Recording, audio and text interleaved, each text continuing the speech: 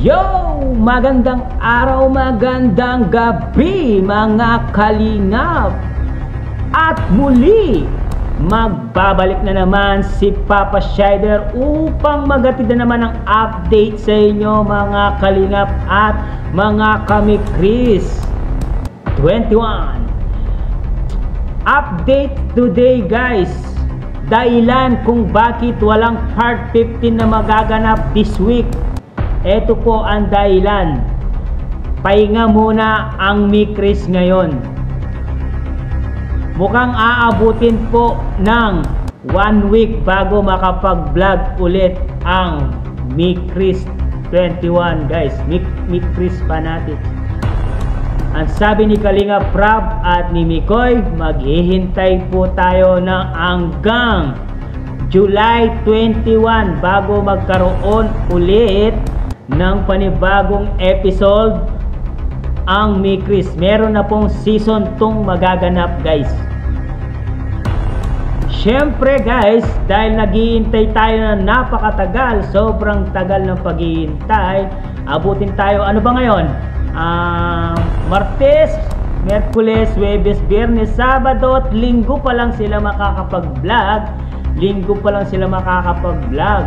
Ibig sabihin, 6 na araw pa tayong mag-iintay sa panibagong episode ng Mikris Part 15.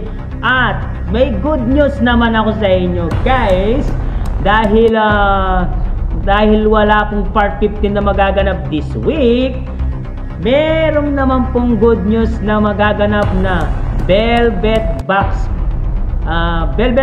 selling guys. Live selling po this week.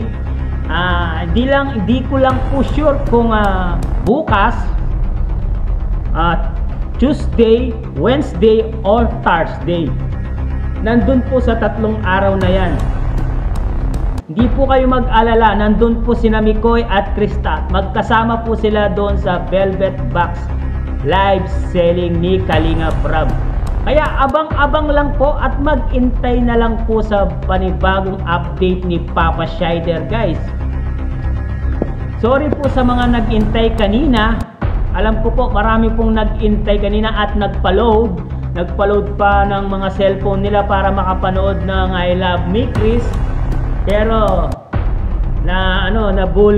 nabulyaso po ang kanilang paghahanda. Akala po ng iba meron pong part 14 sa Lunes. Kanina pala, hindi Lunes, kanina. Pero sad to say po na wala pong nangyaring part 15. Kaya yung iba po ay nagtatanong at maraming nagsasabi kailan po yung part 15 ng Mikris? Kailan po yung... Yan po ang update ni Papa Shider na next week pa lang po magaganap ang part 15. Ibig sabihin, palagpas pa tayo ng 1 linggo pa bago natin mapanood ulit ang I Love Mikris part 15 guys. Isasabay na yata po yung photo shooting kasama ang part 15 na episode, kasi magiging episode season 2, magiging season 2 na po ang I Love Mikris. Pero sa mga nag-aabang at hindi makapaghintay makita si Mikoy at Krista, pwede po kayo manood ng live selling ni Kalinga Prab, ang Velvet Box live selling. Pwede po kayo manood.